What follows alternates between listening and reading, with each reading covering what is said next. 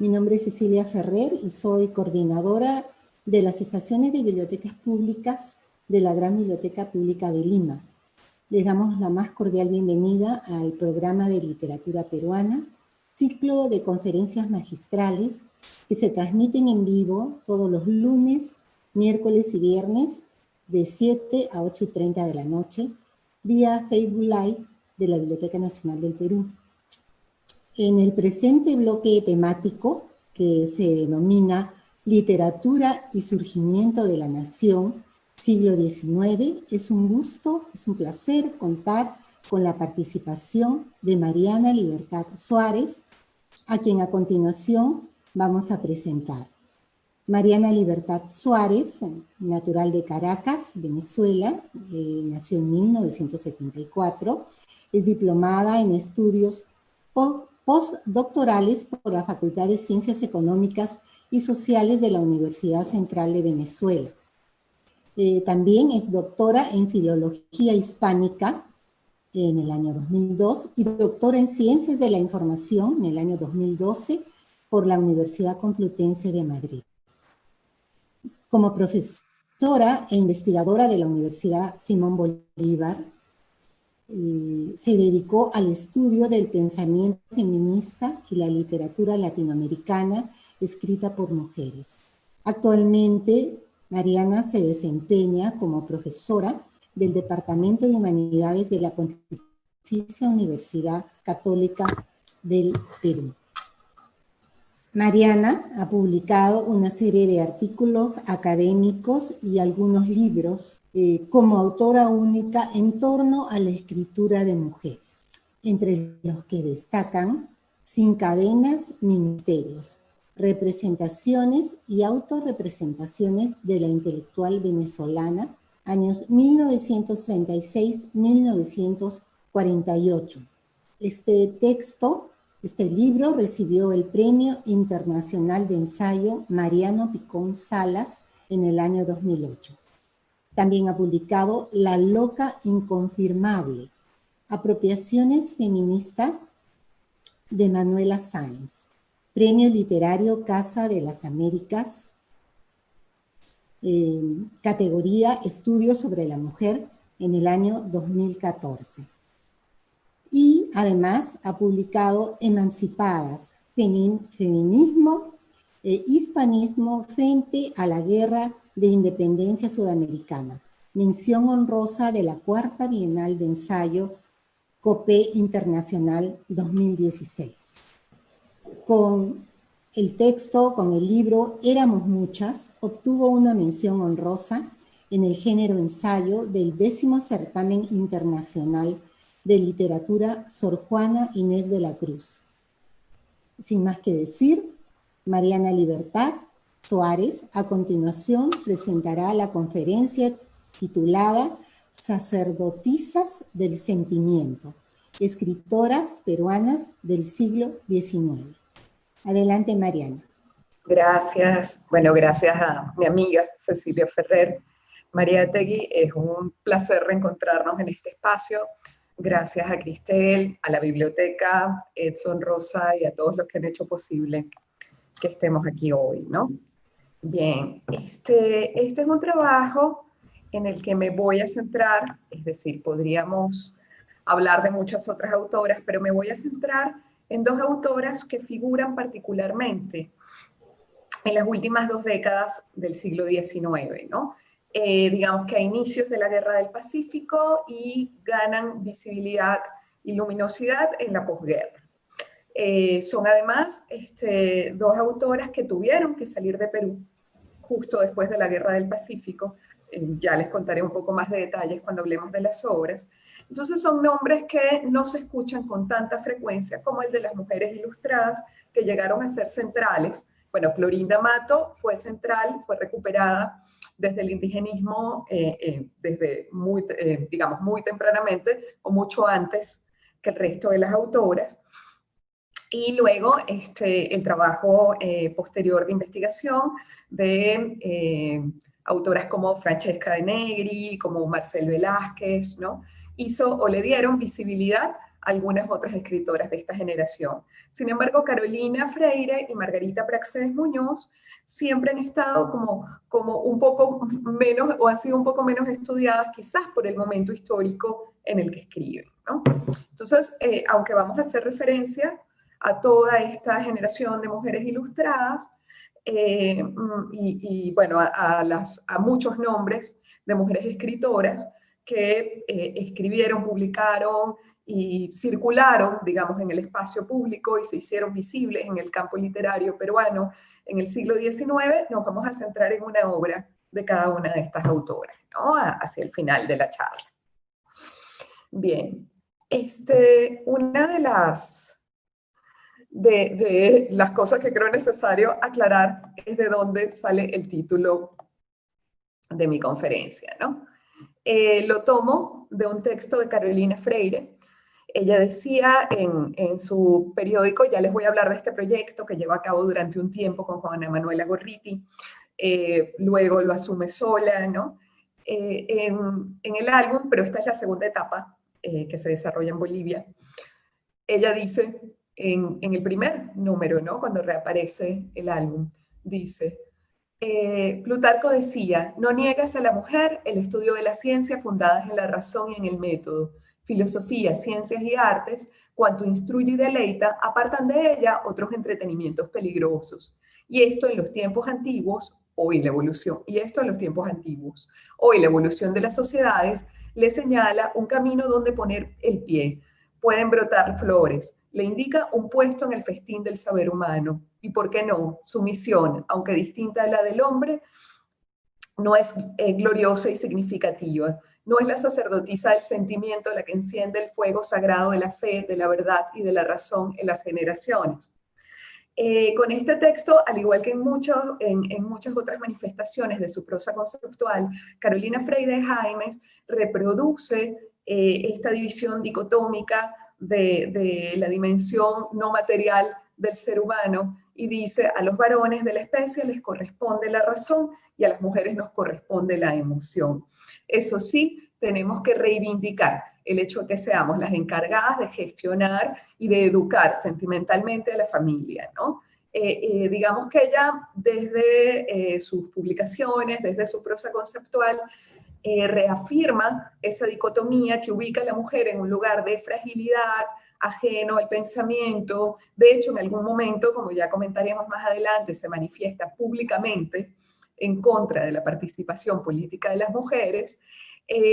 Sin embargo, ella dice que el hecho de que la mujer ame y se dedique a amar no la hace menos importante dentro del desarrollo de la nación, ¿no?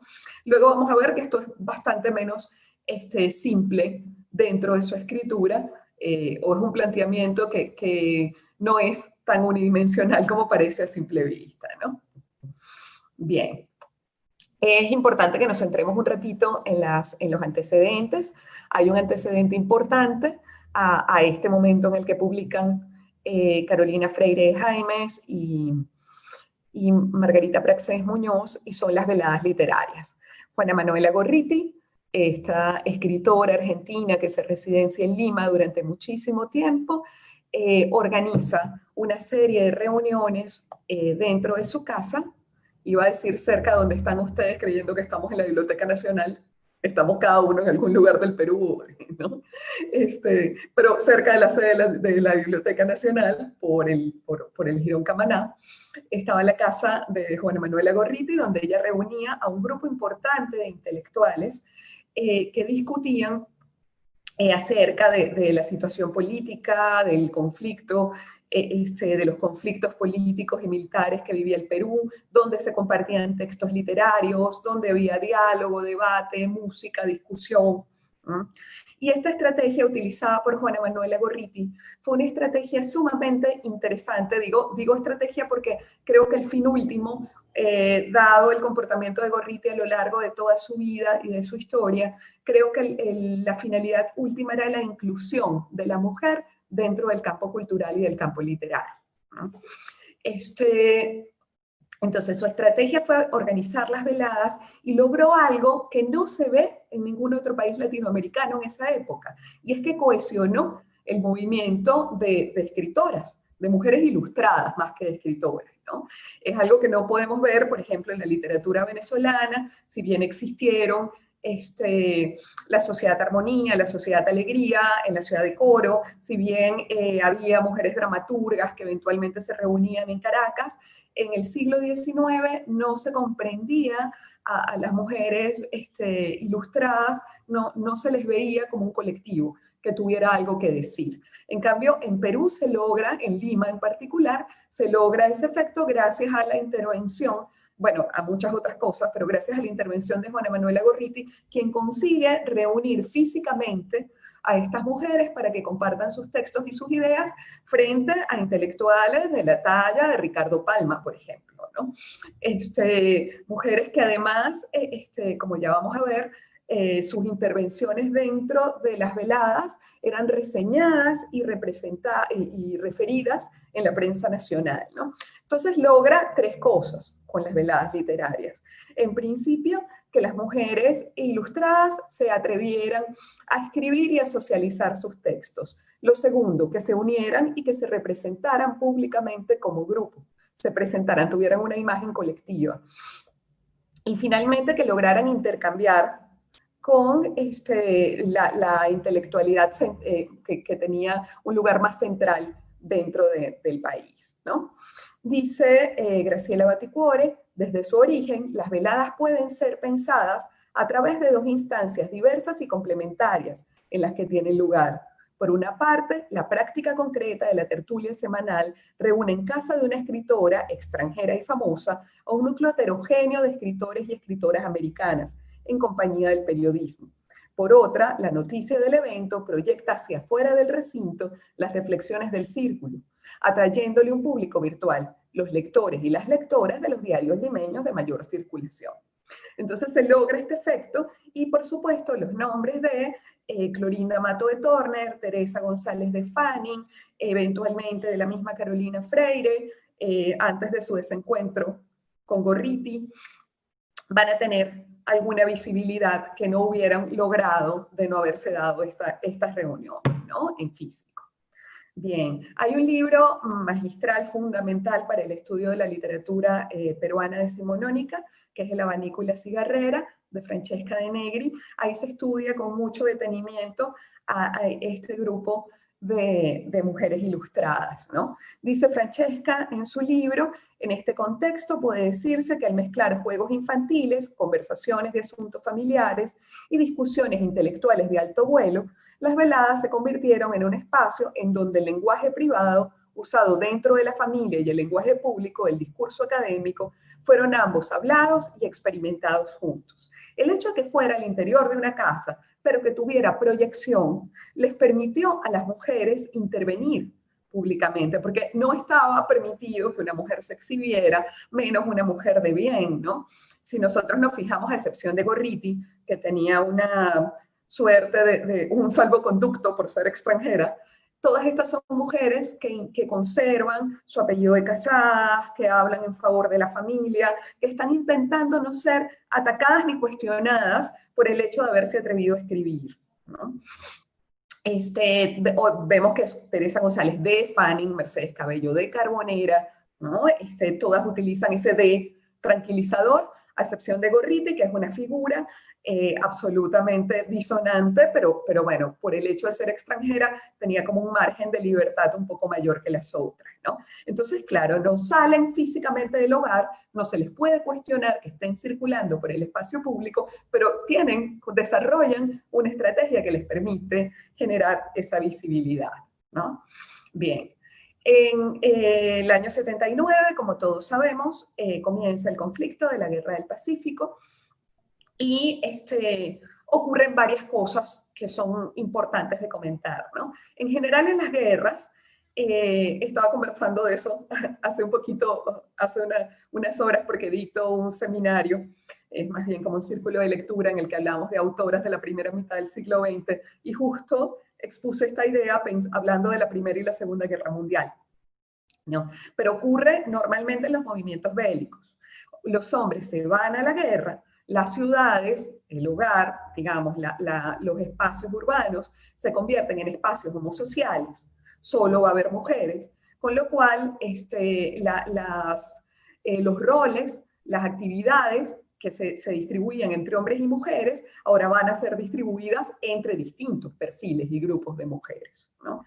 De hecho, cuando nosotros nos acercamos a los textos que escriben la Stenia Larribayona, por ejemplo, o la misma Teresa González de Fanning, ellas cuidan muchísimo, si bien abogan y hablan en favor de la educación femenina y de la participación de las mujeres en el mercado laboral, se cuidan muchísimo de hacer marcas de clase, porque ahora las jerarquías no se establecen entre hombres y mujeres, sino entre las distintas clases sociales. Entonces dicen, ok, ahora las labores intelectuales las tenemos que desempeñar las mujeres, ¿no? Las mujeres de clase alta. Las esposas de los obreros tienen que aprender a ser buenas en su trabajo, ¿no? En su trabajo manual, no en su trabajo intelectual. Entonces digamos que estas jerarquías que habíamos vivido hasta este momento se redistribuyen durante las guerras. Normalmente en la Guerra del Pacífico fue muy visible, ¿no? Por otro lado, la Guerra del Pacífico es la segunda, recordemos que veníamos del proceso de independencia, es decir, es la segunda, el segundo conflicto bélico del siglo XIX, ¿no? No hubo paz durante el siglo XIX en Perú. Con lo cual, esta movilización de las identidades femeninas y masculinas y esta distribución de los roles sociales se vio alterada permanentemente, ¿no? En el mismo libro que cité hace un ratito, en El abanico y la cigarrera, Francesca de Negri recuerda que en la posguerra del Pacífico cambió el lugar que ocupaban las mujeres ilustradas dentro del espacio público. Dice, por ejemplo, que en 1895 la casa de Clorinda Mato de Torner fue incendiada, posiblemente por su posición contraria a la del presidente Piérola, que además ella fue atacada, pero esto fue desde antes, ¿no? Casi desde el comienzo de su aparición pública. Fue atacada por ser una mujer de la sierra, se le cuestionó, se le intentó ridiculizar por el hecho de no ser limeña, y paralelamente Mercedes Cabello va a ser acosada y también, ¿no? Va a ser atacada permanentemente y va a terminar su vida en un manicomio. Entonces vemos que este momento de auge y esplendor que se vive en el año 76 progresivamente va a ir pasando y las mujeres ilustradas no van a tener un final tan glorioso como el que podíamos proyectar en el momento en el que se llevaban a cabo las veladas, ¿no? Bien, entonces les comentaba hace un ratito que la Guerra del Pacífico, como todas las guerras, implica esta redistribución de roles y la integración masiva de las mujeres al mercado laboral en actividades distintas a las actividades de servicio. Históricamente, las mujeres que trabajaban eran mujeres que cuidan niños, cuidan enfermos, ¿no? En algún momento se comprendió la docencia como una prolongación de la maternidad, con lo cual se les permitió a las mujeres educar a los niños, ¿no? Sin embargo, en la Guerra del Pacífico vamos a ver que emergen algunas figuras que quieren ser conductoras de opinión. Escriben en los periódicos, quieren tener posición política, la tienen, de hecho, quieren expresarla, es lo que quiero decir, ¿no? Y como dice Elvira García y García, en ese libro maravilloso que ojalá reeditemos, ahora se cumplen 100 años de su publicación, ¿no? De las mujeres en la historia del Perú, en el año 24 fue publicado, decía Elvira García que en la Guerra del Pacífico y en la posguerra existieron mujeres que querían mezclar su sangre con la de los seres más amados y se resignaban a morir por la patria, dando antes su consuelo en un grito de ternura de la madre, de la esposa, de la hermana. Si nos fijamos, todavía en el año 1924 hay una definición de la identidad femenina desde las relaciones. Una mujer es importante en tanto es madre o hermana. Sin embargo, durante la guerra, o un poco antes incluso, cuando las mujeres comienzan a perder a sus maridos y a sus hijos, por ejemplo, que son asesinados, cuando muchas de ellas tienen que generar ingresos, comienza toda la preocupación por el trabajo femenino que vamos a ver como Margarita Praxedes Muñoz y Carolina Freire de Jaime elaboran en sus ficciones, ¿no? Ellas intentan responder a esa demanda que se presentaba en ese momento, ¿no? Bien, en el caso del ser la madre, aquí debo recomendar una investigación extraordinaria de la historiadora María del Carmen Escalante, en el que habla de la figura de Carolina Freire de Jaimes como una mujer que era a la vez ángel del hogar, que es esta figura del siglo XIX a la que se le exige que se dedique a la maternidad, que cuide del hogar, que sea como el ala protectora, que le da calma y alegría a los hombres de la familia, y ella dice que en contraposición también era un ángel de la guerra, porque participaba de los conflictos políticos, tomaba posición y además instaba a los peruanos. Recordemos que Carolina Freire de Jaimes es tacneña, es decir, está en medio del conflicto, nace en el ojo del huracán. Para ella es sumamente importante remarcar la nacionalidad, la identidad peruana, contrastarla con la chilena, exigir respeto y apoyo por la vida de los peruanos, y además era profundamente nacionalista, ¿no? Kevin Tello Aguinaga tiene una cita en uno de sus trabajos de un Padre Nuestro que citan las madres de Tarapacá, Tacna y Arica, ¿no? Dice: perfuma, Padre Nuestro, nuestro corazón, para que amemos mucho a nuestra patria, el Perú, y fortalece nuestro brazo para que un día lo venguemos de su mortal e implacable enemigo Chile. Es la imagen de la madre que reza por las noches con su hijo, pero en este momento le está inculcando ideas políticas, le está hablando de historia. Entonces vemos cómo en este momento de conflicto bélico las mujeres logran ocupar estos espacios que normalmente les habían estado asignados a los hombres, como el de la educación política, por contraposición a la educación sentimental. Sin embargo, lo disfrazan de enseñar a rezar, de enseñar buenos modales, ¿no? Es una estrategia sumamente interesante, ¿no? Hay tres grandes preguntas que me hago para aproximarme a la obra de Margarita Praxés Muñoz y de Carolina Freire de Jaimes, ¿no? En principio, por supuesto, la pregunta por las diferencias, que es la que me tiene aquí, ¿no? La segunda es cuáles son los mecanismos de subjetivación que les sirvieron para articular la maternidad con el panorama cultural y literario de la posguerra del Pacífico. Y finalmente, cómo se podía compaginar o qué figura utilizaron para poder ser madres y esposas leales, presentarse, porque claro, el asunto de romper con el estereotipo del ángel del hogar, o el asunto, el punto de rechazar la maternidad, o era el riesgo de censura. Si una mujer decía abiertamente: no uso el apellido de mi marido, yo no quiero hablar como la madre de nadie, sino como una ciudadana que está experimentando un proceso político y quiero fijar posición, corrían el riesgo de ser borradas, ¿no? Como lo fueron muchas otras. Entonces, claro, ellas estaban obligadas a negociar. Y mi gran pregunta para aproximarme a estos textos es precisamente por las estrategias de negociación. Bien. Quiero compartirles esta cita de James Scott, que aparece en Los Dominados y el Arte de la Resistencia, porque siento que plantea muy claramente, o digamos, sintetiza muy claramente las distintas estrategias que llevan a cabo estas y muchas otras autoras, ¿no? Dice James Scott: las prácticas de resistencia pueden mitigar los patrones cotidianos de apropiación material, y los gestos de negación en el discurso oculto pueden contestar los insultos cotidianos a la dignidad, pero en el nivel de la doctrina social sistemática, los grupos subordinados se enfrentan a ideologías complejas que justifican la desigualdad, la servidumbre, la monarquía, las castas, etc. En este caso yo añadiría las jerarquías de género, la dominación, ¿no? El sistema sexogénero que genera esas jerarquías que ubican a la mujer al servicio del hombre.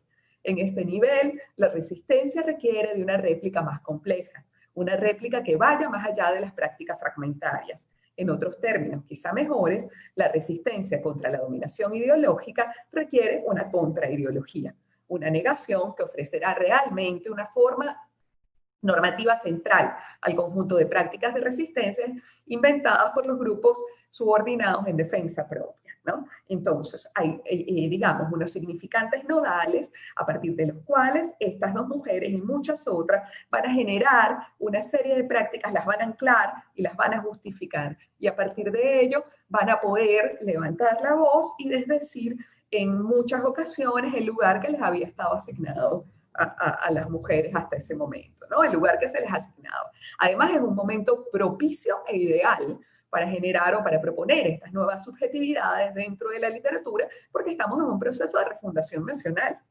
Al igual que en la época de la independencia, era importante asignar o asumir nuevos papeles. En la posguerra del Pacífico ocurre exactamente lo mismo, ¿no?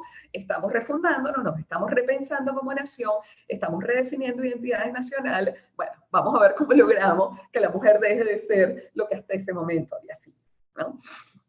Debo, antes de pasar a hablar de la obra de Margarita Praxedis Muñoz, debo recomendarles también un libro de Rosa Cobo, publicado por Cátedra, en el que habla acerca de la representación de las mujeres en el discurso liberal. Hace una revisión muy exhaustiva de Rousseau, nos habla de la contraparte, de Emilio, que era Sofía, etc. Pero además de eso, deja muy claro cuando nosotros pensamos en las propuestas liberales republicanas de América Latina, nos damos cuenta de que siempre ocurría, o este modelo que estudia Rosa Cobo se reproduce con mucha facilidad. Y es que se nos dice permanentemente que el tiempo pasó, que hay que apostar por la modernidad, etc. Pero para conseguirlo es necesario que la mujer permanezca al interior del hogar y no evolucione con el paso del tiempo, ¿no?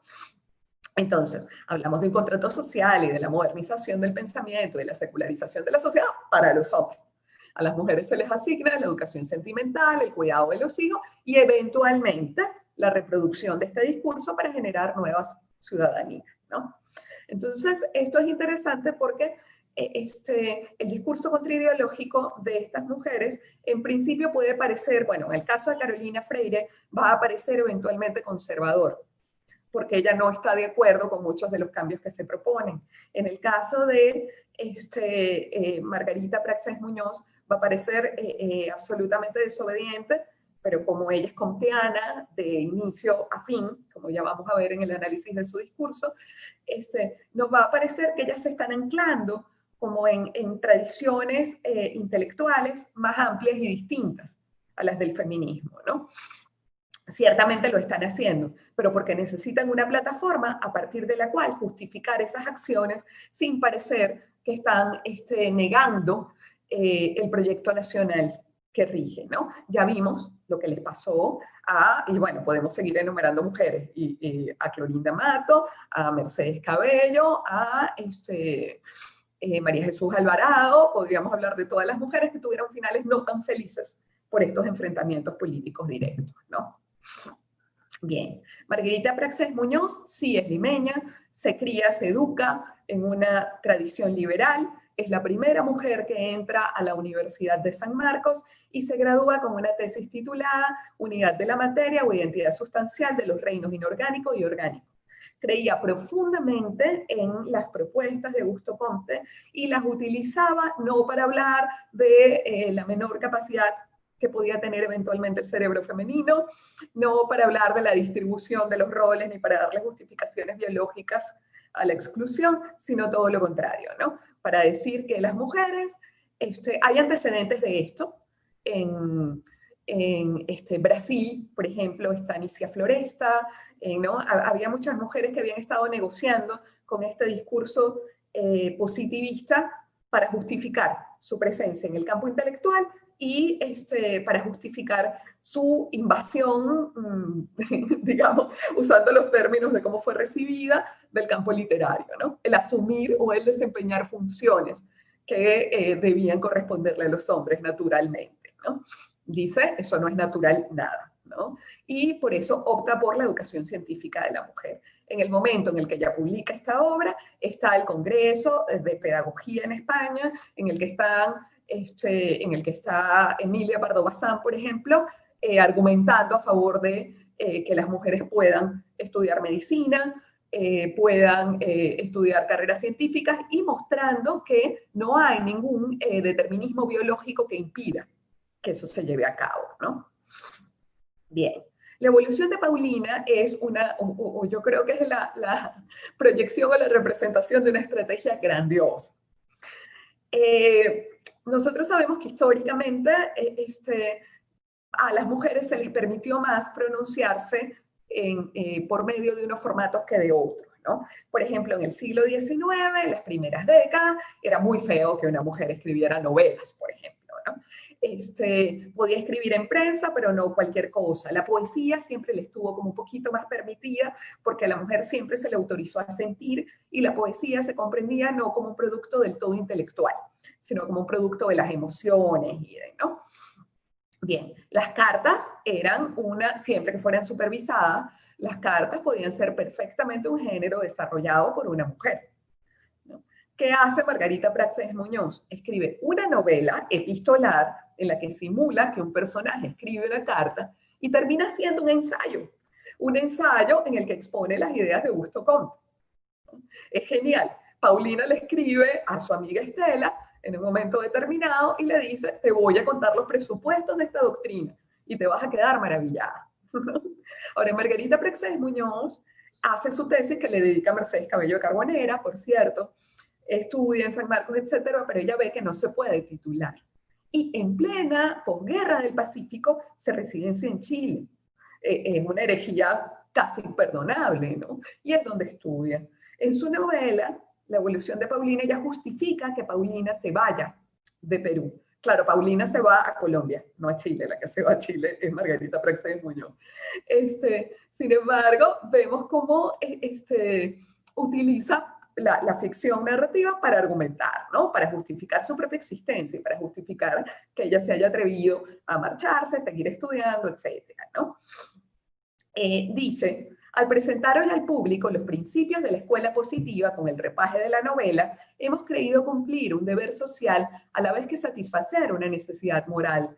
Trabajar por el bien de nuestros hermanos fue siempre la suprema aspiración de nuestro espíritu, y solo con tan levantado propósito hemos emprendido sin dote alguna para este género literario una obra superior a nuestras débiles fuerzas. Esperamos, sin embargo, nos sean perdonados todos los defectos de esta narración en gracia a los buenos propósitos que nos animan, ¿no? Esta manifestación de intenciones está cargada de una serie de estrategias sumamente interesantes. Primero dice, mi novela no es buena, tiene defectos. Digamos que el argumento de la calidad literaria fue utilizada recurrentemente para justificar la exclusión de las mujeres del campo literario, ¿no? Del campo cultural. Las mujeres no escriben bien solo por eso, no por ser mujeres, se les excluye. ¿Qué dice ella? Antes de que me lo digan ustedes, por cierto, es mala mi novela, ¿no? Así que no vayan a creer que no tiene defectos. Además de eso, dice que escribe por amor. Y esto es quizás el recurso más inteligente que vamos a encontrar en su prólogo, ¿no? Yo voy a hablar de ciencias, voy a hablar de filosofía, es decir, voy a tocar temas que no debería tocar una mujer, voy a hablar a favor de la doctrina de Augusto Comte, pero lo voy a hacer porque yo amo a mis hermanos. Y disfraza de amor toda su decisión racional y toda la elaboración intelectual que va a hacer posteriormente, ¿no? Bien, dice que con esta novela va a ilustrar. Si nosotros recordamos a Besignido, recordaremos que Lucía, la protagonista, acoge, de algún modo se convierte en la madrina de el pueblo, de los indígenas desamparados. Ella interviene para que ellos vivan mejor, ¿no? Intenta protegerlos, pero desde una posición maternal.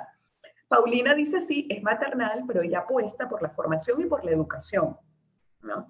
De los hermanos, de los hijos, de los padres, ¿no? Como les decía, me parece que es una genialidad el hecho de que ella lo haga en una novela, que es además una novela epistolar, y todo el tiempo disfraza de diálogo entre mujeres esa escritura, ¿no?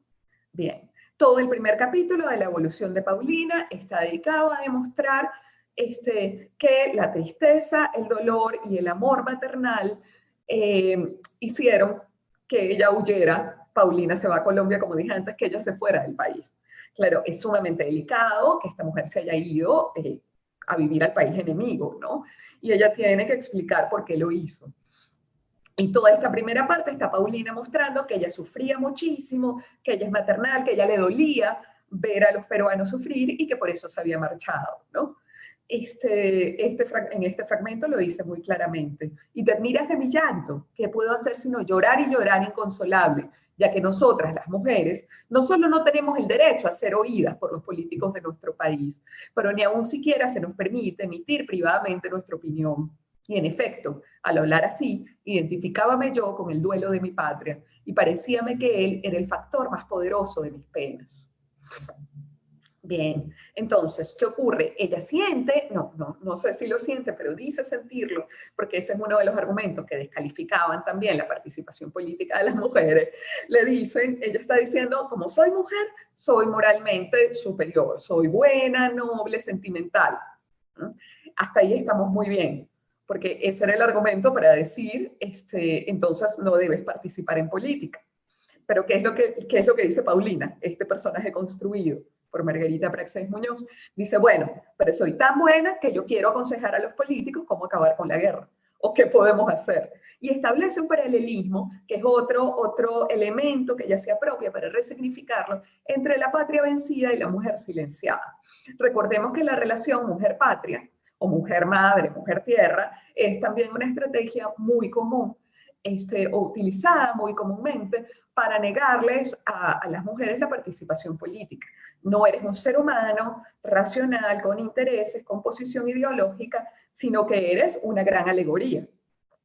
¿No? Y claro, ella está diciendo, sí, soy una alegoría, pero soy una mujer a la que no le permiten hablar y alegóricamente represento a la patria que acaba de perder la guerra, ¿no? Entonces, a partir de ahí justifica su deseo de hablar en público, ¿no?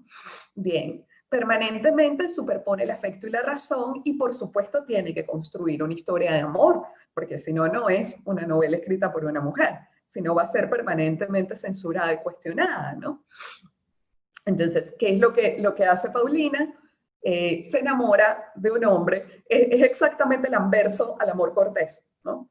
Nosotros sabemos que en el amor cortés pasa, lo recuerdan, pasa el caballero frente a la casa, la mujer se enamora perdidamente y sin haber cruzado media palabra con él, le pide que supere una serie de pruebas para hacerse merecedor de su amor, ¿no? Es exactamente la relación inversa. Paulina lee un artículo científico escrito por Alberto y se enamora de la capacidad argumentativa y del conocimiento científico de Alberto.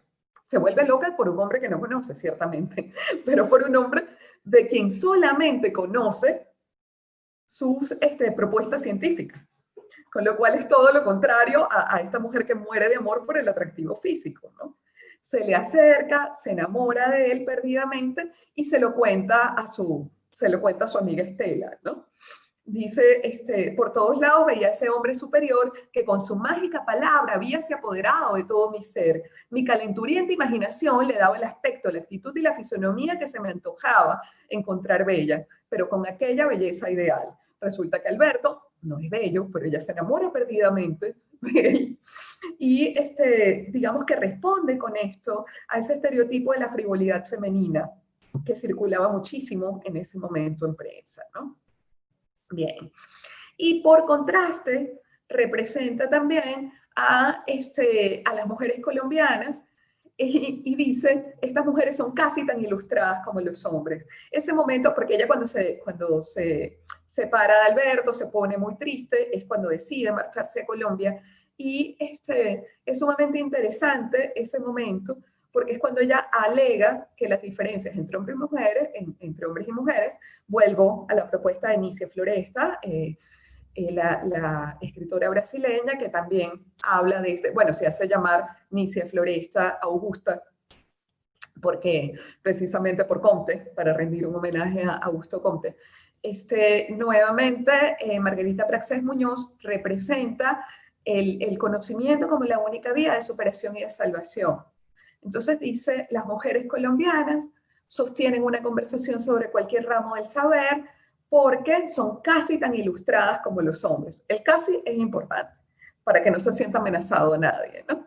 Y conversa con ellas.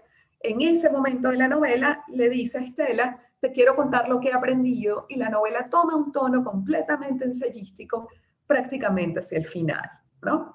El abatimiento romántico, esta representación que era muy conocida o adjudicada con muchísima frecuencia por la escritura canónica del romanticismo a las mujeres, en este caso se soluciona con saber y conocimiento. El abatimiento se suspende en el momento en el que ella empieza a estudiar y a dialogar y a debatir y a poner sus ideas en contraposición a las de otras mujeres, ¿no?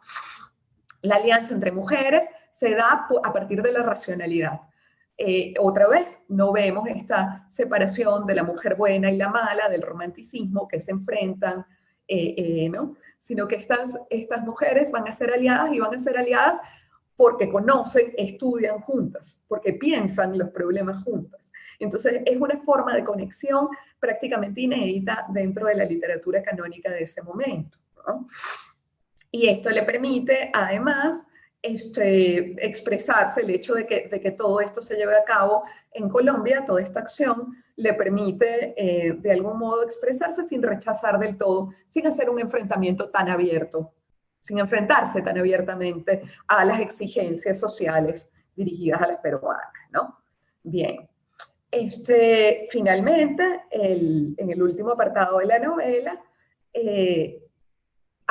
habla directamente de Perú, a ratos recuerda a Flora Tristán con aquella carta que le manda a sus conciudadanos y dice: la ilustrada razón, el código sagrado que hará imperar la justicia en nuestro suelo, el cual no miramos como un transitorio destierro, sino como nuestra definitiva y verdadera patria, ¿no? Habla un poco de para qué nuevamente el Perú, que es la gran discusión que se está llevando a cabo en el momento en el que se publica esta novela, ¿qué vamos a hacer para reconstruirlo ahora que somos? ¿Cómo nos vamos a repensar como identidades después de esta derrota? Ella dice, bueno, la solución es la razón. Vamos a formarnos en la ciencia y vamos a tratar de pensar lógicamente, ¿no? Lógica o científicamente, ¿no? Bien. El contraste con Carolina Freire de Jaimes va a ser muy grande. Carolina Freire de Jaimes, a simple vista, es una mujer muy conservadora, ¿no? Es conocida, en principio, como dramaturga. Hay 3 episodios históricos que se representaron en Lima y se hicieron muy famosos. Escribe ficciones históricas, reconstruye la conquista, la colonia y la independencia a través de 3 obras. La obra de la que vamos a hablar hoy, que es Blanca de Silva, que es la que se ubica en la colonia, Pizarro, que se ubica en la conquista, y bueno, María de Bellido, así con V, si la van a buscar, ella lo escribe así, así se titula la obra teatral. María de Bellido, que corresponde a la independencia, ¿no? En principio, Carolina Freire fue aliada de Juana Manuela Gorriti, publicaron el periódico El Álbum. Sin embargo, Brocha Gorda, el marido de Freire de Jaimes, se pelea con Gorriti porque la cuestiona moralmente, en un tono que quiere ser satírico, la cuestiona moralmente por su conducta sexual, individual, ¿no? Por el hecho de abandonar a un marido, de viajar sola, ¿no? Entonces hace una suerte de sátira, la quiere presentar como la amante de uno, y ahí hay una ruptura, y a partir de entonces Carolina Freire de Jaimes se queda con el diario, ¿no? Ella está niña. Tras la derrota en la Guerra del Pacífico, por razones lógicas no puede seguir viviendo en Tacna, se marcha a Bolivia, que es el lugar donde nació Brocha Gorda, y va a editar 2 pequeñas novelas, son cortitas, El regalo de bodas y Memorias de una reclusa. Bien, Blanca de Silva es una historia de amor que se estrena en 1879, es decir, un poco antes de la guerra, el año que comienza la guerra, y se publica en el 83, se publica en Bolivia. Reconstruye, es mucho más tradicional porque aquí el romance es entre una tapada y un virrey. La mujer despierta pasiones y excesos, tanto que, como vamos a ver más adelante, el virrey termina herido, sufriendo, ¿no? El virrey Felipe. Sin embargo, si nosotros vemos la prosa conceptual de Carolina Freire es un personaje sumamente interesante, sobre todo si contrastamos lo que dicen cada uno de los registros. Todas estas mujeres eran profundamente contradictorias, todas estas mujeres son subjetividades complejas y sus obras lo reflejan, ¿no? Porque están viviendo un momento de transición, porque no tenían otros referentes, por una cantidad de cosas, ¿no? Referentes previos, ¿no? Sin embargo, en el caso de Carolina Freire es mucho más notable. Por ejemplo, antes de que estalle la guerra, ella escribe un artículo de prensa muy gracioso, o nos termina resultando muy gracioso porque es un artículo en el que ella argumenta por qué las mujeres no deben escribir. Y lo escribe, y lo escribe largamente, ¿no? Y ella dice, no podemos, y la cosa absolutamente parece una parodia porque estamos leyendo todos sus argumentos, todos sus alegatos, y ella lo que está defendiendo es que no debería haber escrito ese texto, ¿no? Entonces todo el tiempo está hablando de que la mujer no debe considerarse escritora porque va a abandonar a los hijos y a la familia. Sin embargo, ella escribe y sus obras se representan. Y, ¿no?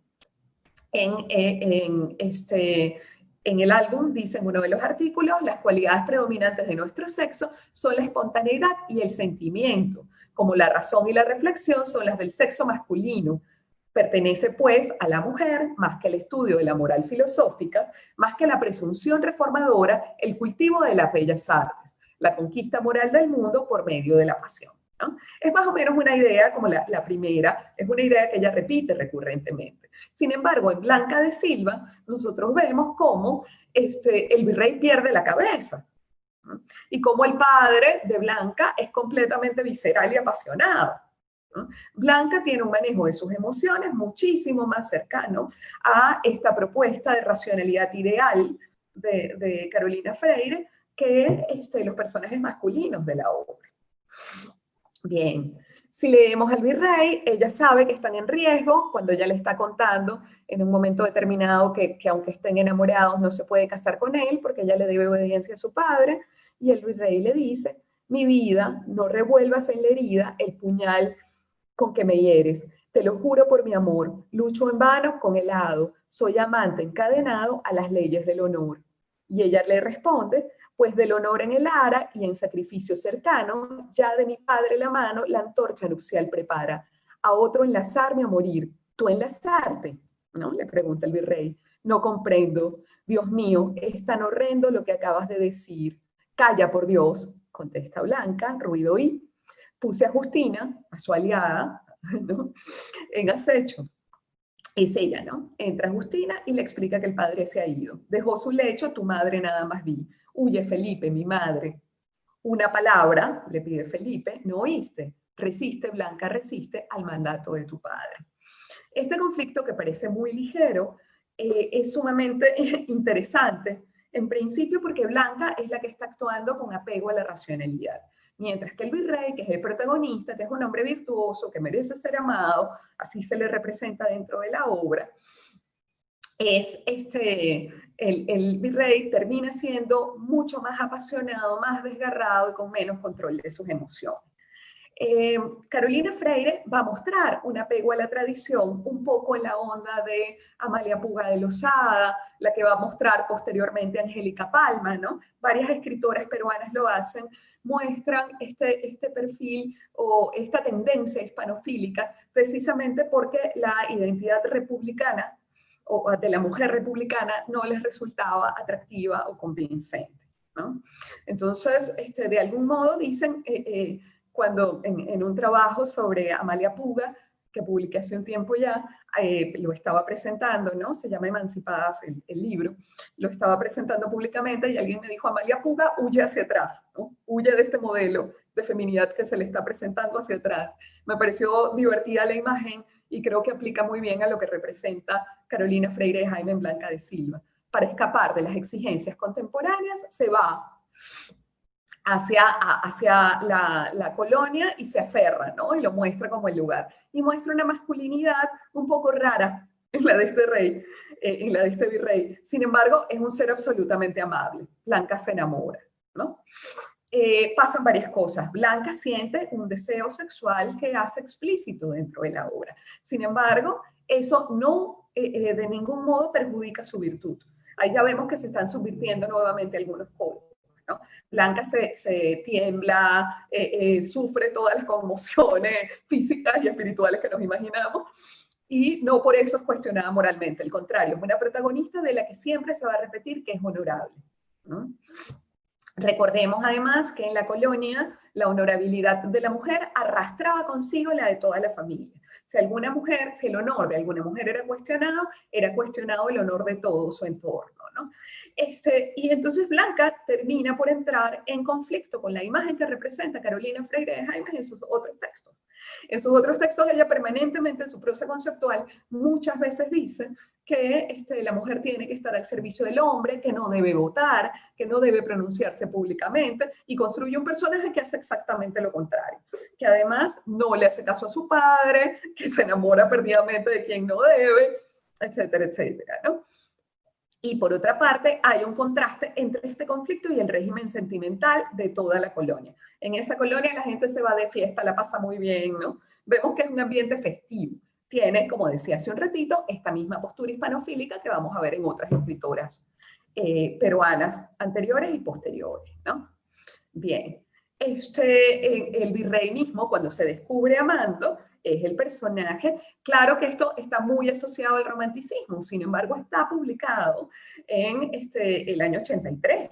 Es decir, publicar un personaje así, de afectado y atravesado por una emoción como el amor, en el año 83, tiene otras connotaciones, ¿no? Y más un personaje que está en el poder político.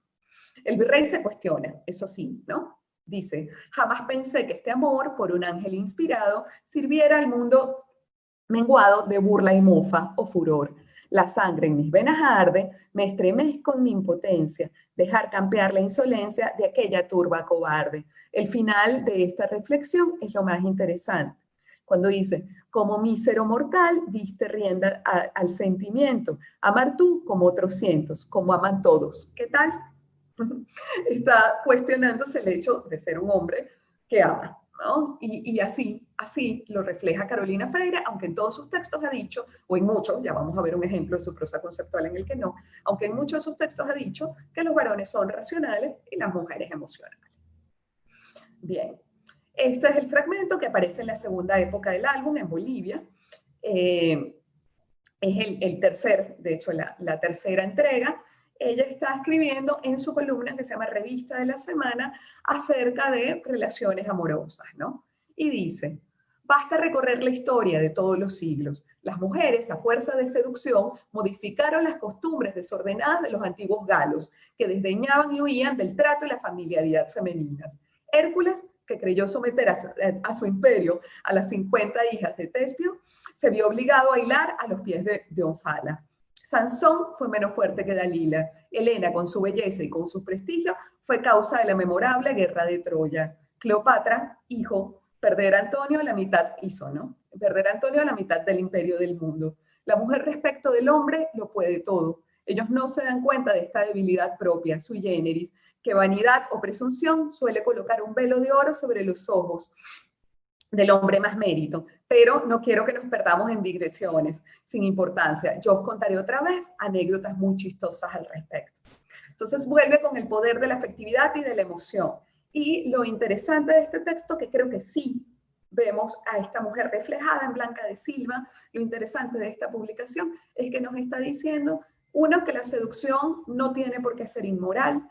Segundo, que la mujer tiene una capacidad de tomar decisiones o de hacer que el hombre las tome, ¿no? Entonces, claro, hay una movilización de esa supuesta sumisión y ese conservadurismo que ella expone manifiestamente en algunos otros textos, ¿no? Bien.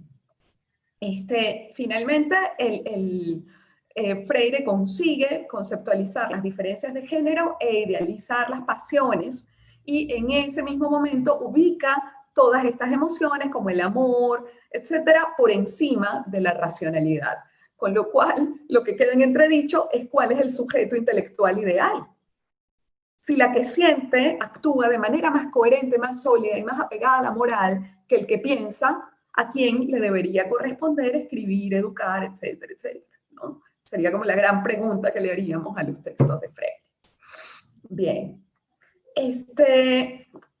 Un poco intentando juntar los dos textos para pasar a las preguntas, quisiera hacer como algunos comentarios que hermanan las dos propuestas, ¿no? Hay, por supuesto, unas diferencias ideológicas insalvables entre una y otra escritora, sin embargo, ambas están en contra del lugar diseñado para la mujer desde la lógica liberal y lo enfrentan a partir de contraideologías, ¿no? Como propone Scott, de estructuras contraideológicas distintas, ¿no? Además de eso, aprovechan el hecho de ser mujeres en una situación de tránsito social y se apegan o utilizan tradiciones de pensamiento más sólidas para cuestionar este lugar que se les estaba asignando, ¿no? Y finalmente las dos asumen perfiles no tan centrales para no resultar amenazantes y por eso pueden dialogar. Dejan claro muchas veces que ellas no están cuestionando que el hombre tenga su papel en la sociedad y que sea ese. Quieren hacer ver que es posible modificar el lugar de la mujer de clase alta sin que se vea amenazado el capital simbólico y social de los hombres, ¿no? Clorinda Matos decía que Carolina Freire era la poetisa madre y que Margarita Práxides Muñoz era una mujer que de vez en cuando entrega al público una florecita velada por un seudónimo. Es decir, les da un lugar distinto, ¿no? Sin embargo, nos damos cuenta al contrastar estos dos textos que tienen que ver, que sí hay un punto de diálogo interesante, ¿no? Entonces, este punto lo intento condensar al decir que la preocupación por sus pares y el deseo de educar justificarán sus ansias de saber y decir, las ansias de saber y decir de ambas autoras, al tiempo que el amor, en tanto emoción femenina plenamente autorizada, estará, al menos en apariencia, al servicio de la construcción de nuevos sujetos nacionales. Las dos escriben por amor y las dos quieren configurar nuevas identidades nacionales, nuevas identidades de género. Finalmente, el pacto con la prospección temporal será de mucha utilidad para demostrar que aunque no haya efectos inmediatos, es importante seguir interviniendo en el espacio público, expresando opiniones y avalando determinados marcos ideológicos, porque es la manera de seguir amando. Bien, muchas gracias por su paciencia y por escucharme.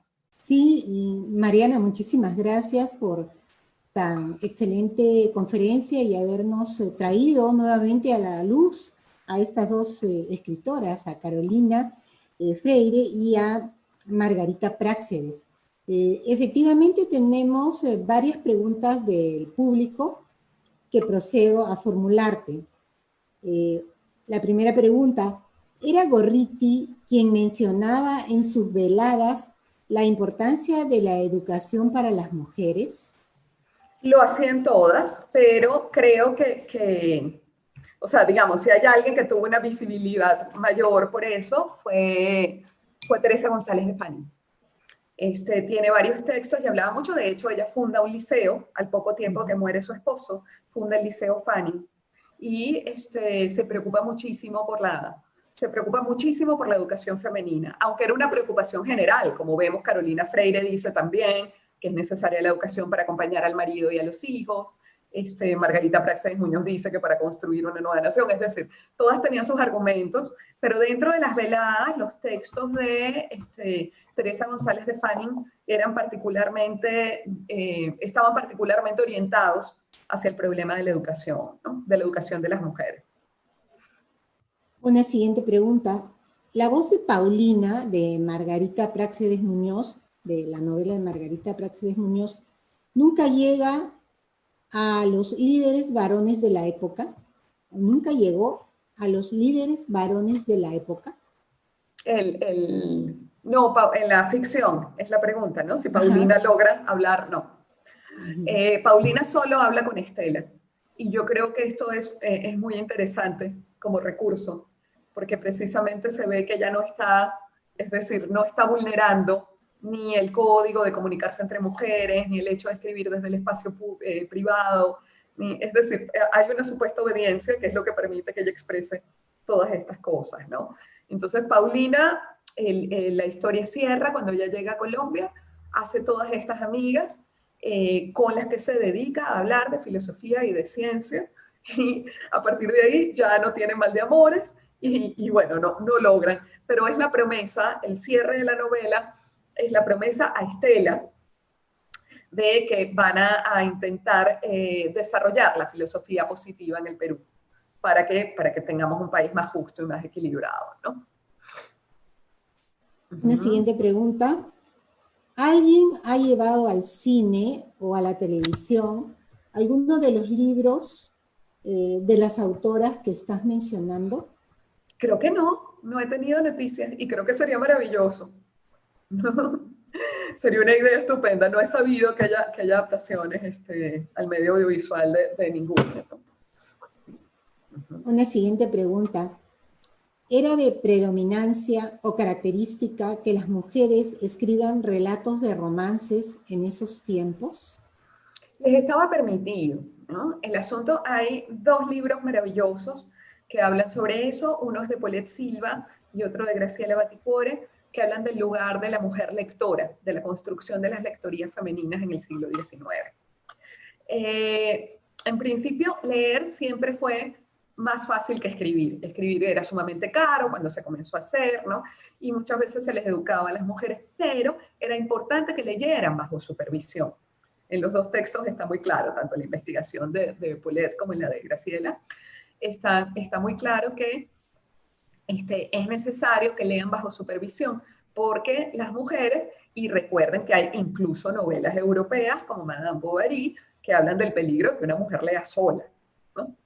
Entonces, claro, las mujeres solo podían leer cierto tipo de obras y eso indicaba que solo iban a escribir sobre asuntos de mujeres, como las relaciones amorosas, como el vínculo con los hijos, las historias se iban a desarrollar en el espacio privado y no en el público, etc. Ahora bien, creo que es importante que consideremos que cuando las mujeres hacen eso, cuando escriben, cuando asumen, casi siempre subvierten los signos básicos del amor romántico, ¿no? Por ejemplo, Zulima, una escritora venezolana contemporánea con Margarita Praxés Muñoz y Carolina Freire, Lina López de Aramburu se llamaba, firmada con el seudónimo Zulima. Zulima escribe una novela que parece un antecedente de cualquier culebrón venezolano de los 80, sin embargo, una de las parejas es una pareja homoparental. Y yo no recuerdo haber visto eso en la literatura venezolana del siglo XIX, si no es en ese caso. Entonces el niño crece con el padre y el amigo del padre. Y el amigo del padre es quien lo cuida, lo educa, lo lleva al colegio, ¿no? Entonces vemos que sí está el amor, o en otra novela de ella misma, se habla de lo que la mujer sentía, que se desmayaba cuando llegaba el novio, y como tiene la voz la mujer, sabemos que lo que estaba era muerta de miedo, porque era un hombre violento, que termina asesinando a su hermano, ¿no? Entonces, claro, Carolina Freire y Margarita Praxés Muñoz escriben historias de amor porque les estaba permitido.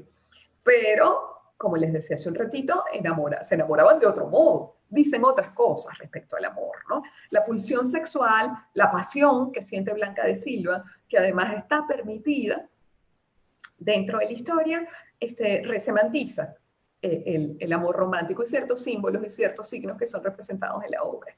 El hecho de que Paulina se enamore porque leyó un texto científico de un hombre, también nos está hablando de otra subjetividad femenina. Entonces, digamos que hay como una apropiación de ese discurso que les estaba permitido y lo convierten en alguna otra cosa, ¿no? Era más fácil escribir una novela que un ensayo para una mujer en ese momento. Entonces, ¿qué hago? Construyo un personaje que escriba un ensayo, ¿no?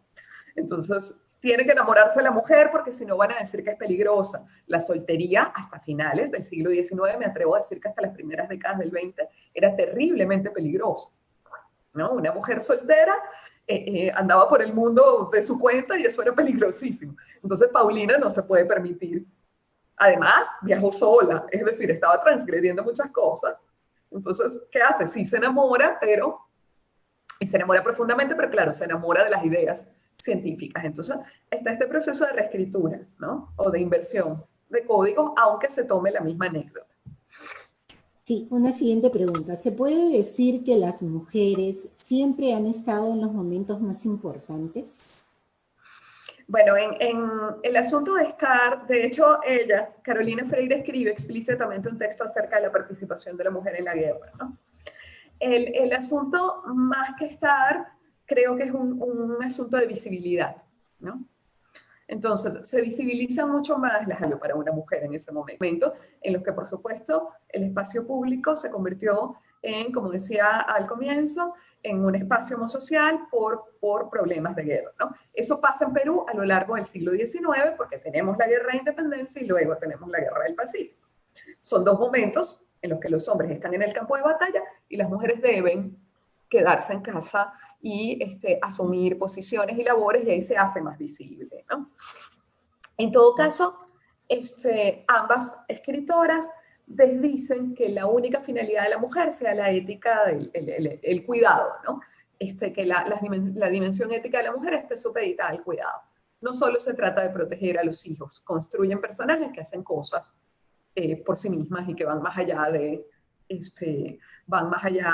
la entrega a la familia.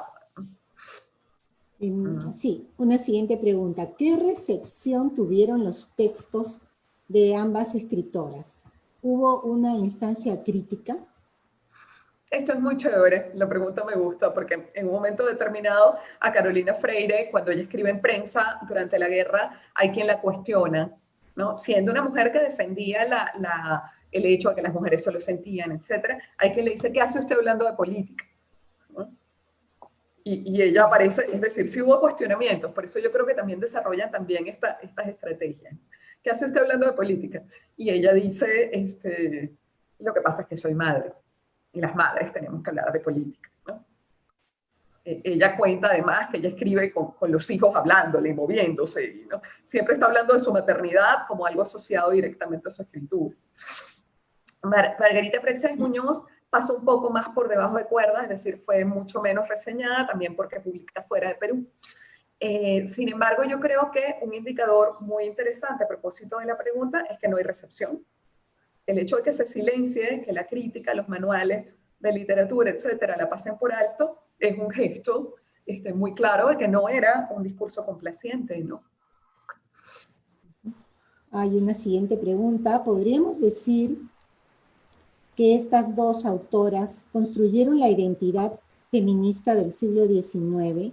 ¿Había posiciones menos conservadoras en contraste?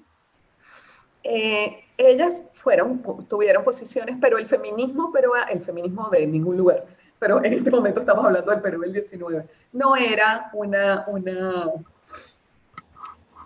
y nunca ha sido una posición, nunca ha sido una plataforma homogénea. El feminismo siempre ha tenido contradicciones, matices, desencuentros, ¿no? Entonces, como les decía hace un ratito, el ejemplo de Amalia Puga me parece emblemático, ¿no? Ella es una feminista conservadora, rechaza las propuestas del liberalismo desde el conservadurismo. Vemos que Carolina Freire está muy cerca de esa línea, ¿no? Por ejemplo, hay feministas, feministas positivistas, como es el caso de Margarita Prexez Muñoz.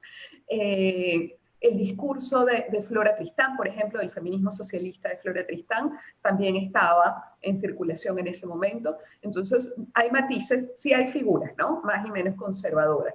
Flora, por ejemplo, se escandaliza del conservadurismo de la sociedad peruana. De hecho, ella escribe y dice que hay una serie de injusticias que ocurren, y luego alaba en particular a las limeñas, no al resto, ¿no?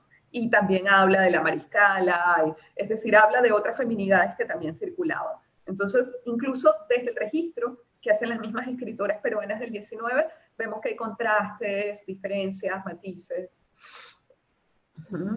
Una siguiente pregunta, Mariana. A Margarita Práxedes, debido a sus ideas controversiales para la época, ¿no se le permitió publicar más en el Perú? Ella no publica en Perú, pero fundamentalmente porque no vivía aquí, ¿no? Vive en Chile y luego en Argentina. Entonces, bueno, al igual que el Carolina Freire no vuelve a publicar en Perú porque se residencia en Bolivia, ¿no? Bueno, y Tacna, que era su ciudad, deja de ser peruana en esos años, ¿no? Pero ella vuelve ninguna de las dos publica dentro del país porque están fuera, pues sencillamente, y era sumamente difícil. Ahora, otras mujeres con ideas igual de controversiales publican, sin embargo, tienen reacciones adversas, ¿no? Todos conocemos en la historia de la quema del libro de Clorinda Matos, por ejemplo, la persecución, la quema de la biblioteca y ya no del libro de Mercedes, ¿no? Vemos que hubo como mucha censura y mucha restricción. Siguieron publicando porque ellas tenían ya un espacio construido. Sin embargo, bueno, no tuvieron la recepción más amable en ese momento. Acá hay otra pregunta. ¿Cómo se llama el ensayo de Carolina en el que habla del por qué la mujer no podía escribir? Creo que se llama algo así como Mujeres en la Literatura. Es un artículo de prensa, les puedo dejar el enlace, ¿no? Habla así como las mujeres y la literatura, las mujeres y la escritura, es el título. Es un artículo cortito. Y es muy interesante, ¿no? Sí, Y una dice siguiente. además, habla además de si las mujeres escriben, van a perder la esencia femenina. Y ella decía que la esencia femenina era la ternura, ¿no? Y es muy interesante leerlo. Quisiera saber, otra pregunta, quisiera saber si aparte de las veladas y los grupos nacionales, estas escritoras lograron establecer redes literarias a nivel latinoamericano. Sí, no eran hay varias investigaciones ahora en curso, ¿no? No eran o no funcionaban con la facilidad de ahora, pero por ejemplo, Amalia Puga tuvo una relación estrecha con Emilia Pardo Bazán, ¿no? Fue una de las autoras. Sí, sí había comunicación, no toda, por supuesto, la que pudo haber en ese momento, y también considerando que Perú tenía una situación particular con respecto al resto de los países de América Latina, porque no había articulación en esos países, ¿no? Sin embargo, sí vemos en obras chilenas, venezolanas, presencia de escenas, por ejemplo, Mercedes Cabello de Carbonera construye la contraposición, digamos, dice cuáles son las alternativas que tiene una mujer para sobrevivir después de enviudar o para sobrevivir si no se le permite trabajar, si no se le permite educarse. Va a terminar siendo o costurera o prostituta, ¿no? Y esa es la propuesta básica de Blanca Soy. Y esa historia, ese contraste, se reproduce en muchas novelas siguientes que se publicaron en América Latina, ¿no? Entonces, aunque no tuvieran los textos, la mayor circulación sí había lectura y recepción por parte de las mujeres, ¿no? Otra influencia que reconoce Amalia Puga es la de Gertrudis Gómez de Avellaneda, la escritora cubana, ¿no? Entonces sí había algún intercambio, aunque claro, Gertrudis era como una suerte de musa de abstracción para las mujeres escritoras, ¿no? Incluso después de muerta, algunas autoras le escriben, pero sí había intercambio. Claro que las redes no estaban tan definidas o no son tan fáciles de definir precisamente por eso, ¿no? Pero hay, de hecho, en este momento varias investigaciones en curso de escritoras que buscan esas conexiones, ¿no? De investigadoras que buscan esas conexiones entre escritoras. Otra pregunta. ¿Algún libro que cuente la historia de Mercedes Cabello? Bueno, no que lo cuente, pero en El abanico y la cigarrera, Francesca de Negri le dedica una buena parte no cuenta su historia, pero habla sobre su obra, ¿no? Y hay una edición crítica de Blanca Sol también, en la que podemos conseguir algunos trabajos. Hay varias tesis, ¿no? Pero no veo, digamos, sí, una biografía, no. Creo que sí, hay una biografía de Ismael Pinto, si no me equivoco. Sí, no es tan fácil de encontrar. Una siguiente pregunta. Se mencionó a Ricardo Palma. ¿Podría ampliar su relación con las escritoras? ¿Cuál era su actitud y pensamiento con respecto de ellas? Sí, el trabajo, disculpa un segundito, ya contesto a eso, ¿no? Acabo de leer un comentario y es cierto, las investigaciones biográficas de Ismael Pinto que publicó la Universidad de San Martín, habla de la vida de las autoras. Sí, el Ricardo Palma me pareció una pregunta interesantísima porque primero es una figura central del canon peruano, pero además hay dos cosas que me parecen muy importantes en este caso, y la primera es que él hace una representación hasta misógina de los personajes femeninos. Cuando nosotros leemos sus tradiciones, las mujeres siempre son las que desencadenan el caos, ¿no? Son las que se equivocan, las que tienen relaciones sexuales con el hombre equivocado, las que se enamoran de quien no deberían. Y siempre por la participación femenina se genera un caos y una locura. Sin embargo, él como sujeto social apoya a estas escritoras y a estas mujeres intelectuales. Lo que no entiendo es por qué dentro de su escritura y de sus ficciones no es capaz de construir una sola mujer como la que él conocía. O sea, parece como que hubiera dos Ricardo Palmas, ¿no? Uno que apoya la escritura de las mujeres, las lee, las acompaña, tiene un intercambio interesantísimo con Clorinda, con muchas otras. Sin embargo, hay una como si viéramos dos personas, ¿no? Hay una tendencia profundamente misógina dentro de sus tradiciones, ¿no? Y es un poco raro, porque presenta a la mujer como la frívola, ligera, el personaje irracional, ¿no? No hay un personaje femenino que retrate a estas mujeres intelectuales que él conocía muy bien, ¿no? Porque compartía con ellas en las veladas y leía sus textos y les escribía, ¿no? Otra pregunta, Mariana. ¿Existen otras escritoras contemporáneas, pero que no pertenezcan a la élite o a una alta clase social? Y si es así, ellas, ¿qué tipo de problemáticas exponían? Uh-huh. Hay un trabajo bellísimo del profesor Richard Leonardo sobre María Nieves y Bustamante, donde se puede ver una visión distinta de este momento, porque no estaba en Lima. El asunto es que las no limeñas se trasladaron a Lima y comenzaron a formar parte. Pero, por ejemplo, Teresa González de Fanning, que hoy la hemos mencionado mucho, no sé muy bien por qué, pero será necesario dar una charla sobre ella, ¿no? Teresa González de Fanning es una mujer cuya familia, o sea, fue de élite mucho antes, pero cuya familia se había empobrecido. Ella no vivía, no formaba ya parte, quizás tenía un capital social porque su familia había sido de élite en un momento dado, pero cuando ella vive y crece ya no es una familia con dinero. Muchas de ellas deben trabajar, bueno, el artículo de Clorinda lo deja claro, muchas de ellas deben trabajar para generar recursos y sobrevivir, ¿no?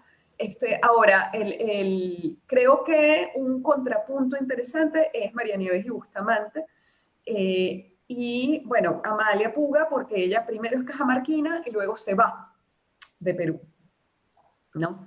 Vive fuera un tiempo, luego regresa a Cajamarca, entonces tiene una visión distinta, ¿no? Uh-huh. Una siguiente pregunta, Mariana. ¿Qué otra mujer fue perseguida por ser escritora durante este periodo? ¿Hubo libros de mujeres censurados? No, censurados no, quemados, tirados al alto. Es decir, no hubo alguien que prohibiera, pero sí hicieron la hoguera con los libros de Clorinda. Y yo creo que todas, no se salva alguna, no hay una que tenga un final feliz, que yo diga, bueno, esta escritora logró, claro, estaban todas o exiliadas, o encerradas, o perseguidas, ¿no?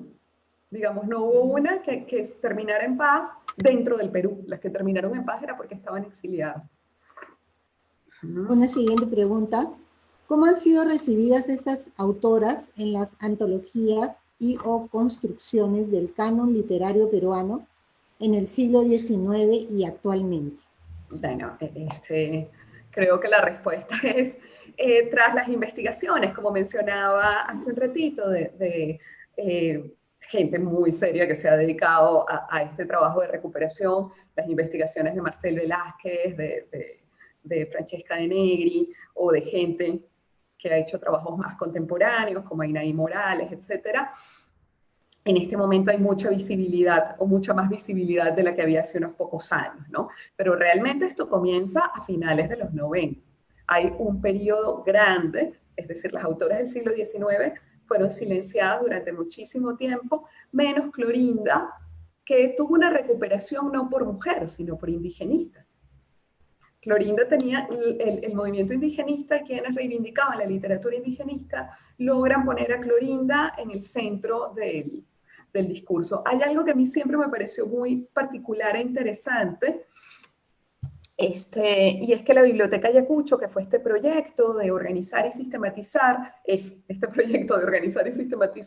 la literatura latinoamericana y de construir un canon, tenía poquísimas mujeres dentro de su catálogo, ¿no? Se publicaron los 100 primeros números y me parece que había 6 mujeres o 7. Y estaban Flora Tristán y Clorinda Mato. Es decir, había 2 peruanas dentro de ese grupo pequeñito, porque lo que pasó con las mujeres en Perú fue algo muy particular en el siglo XIX. Sin embargo, ni los manuales escolares, Clorinda sí, como les decía, incluso en Venezuela, en bachillerato, la secundaria sería como lo que era lectura obligatoria a veces niños. Digamos que tenía una presencia internacional, pero era por el movimiento indigenista. Sin embargo, Teresa González de Fanning, Mercedes Cabello de Carbone, son nombres absolutamente desconocidos, nombres que se omiten por completo dentro de los procesos de sistematización y los manuales de literatura. Otra cosa que me parece interesante respecto a esto es que sí se logra en este momento visibilizar, y por eso estamos hablando aquí sobre estas mujeres del 19. Sin embargo, sigue siendo tarea pendiente las mujeres de la primera mitad del siglo XX. Es decir, Alida McParlin, Hortensia Luna, María Rosa Macedo, Pilar Laña Santillana, María Vice, siguen siendo un montón de mujeres interesantísimas que hicieron propuestas muy, muy chéveres y muy a contrapelo durante el auge desarrollista del 33, ¿no? Mujeres que tuvieron posiciones sumamente interesantes y han sido omitidas, nuevamente borradas, no se les incluye. Hay antologías que las buscan, ¿no? Antologías de mujeres. Por ejemplo, el Centro de la Mujer Peruana Flora Tristán publicó Cuentas, que es una antología de mujeres cuentistas. Estoy tratando de recordar el nombre de la antóloga, es italiana. No voy en este momento, pero bueno, se llama Cuentas, publicado por el Centro de la Mujer Peruana Flora Tristán. Y ahí podemos conseguir los nombres de estas mujeres, de Catalina Recabarren, de María Vice. Sin embargo, no es la norma, ¿no? Son omitidas de los manuales, de las antologías y, lo que me parece más grave, de los cursos de literatura. Otra pregunta, Mariana. ¿Qué otras mujeres optan por el positivismo? Bueno, creo que la estructural es Nice Floresta, que es brasileña, ¿no? Sin embargo, es una corriente que está más o menos de moda, está de moda en ese momento, domina mucho. La misma Clorinda eventualmente dialoga y propone o estructura, digamos, abiertamente o militantes en el positivismo. Conseguimos, pero igual Clorinda incluye algunas cosas. Hay algunos discursos un poco posteriores, como el de María Jesús Alvarado, que dialoga también con el pensamiento positivista. Bueno, creo que ya han sido todas las preguntas, Mariana. Te agradecemos muchísimo por esta conferencia tan esclarecedora que nos ha traído, gracias a ti, a la luz a estas dos interesantes escritoras, autoras peruanas. Agradecemos nuevamente, Mariana, tu presencia en este programa tan ambicioso de literatura peruana que viene presentando la Biblioteca Nacional del Perú los días lunes, miércoles y viernes a las 7:30, de 7 a 8:30 de la noche. Agradecemos asimismo a todas las personas que han seguido esta conferencia. Les recordamos también que la Biblioteca Nacional desarrolla una programación cultural en modo virtual, atendiendo a las necesidades que vivimos en el contexto actual, en el que debemos de permanecer el mayor tiempo posible en casa. Todas estas sesiones están siendo grabadas y se colgarán próximamente en las redes sociales institucionales como Facebook, YouTube y en nuestro podcast de Biblioteca Nacional. Los esperamos en nuestra próxima sesión, que será el día miércoles 22 de julio, fecha en la que el profesor e investigador Marcel Velázquez conversará sobre el siguiente tema: novelas del siglo XIX, nación, sexualidad y racismo. Nuevamente, muchas gracias, Mariana. Buenas noches a todos. Muchas gracias a todos por su asistencia.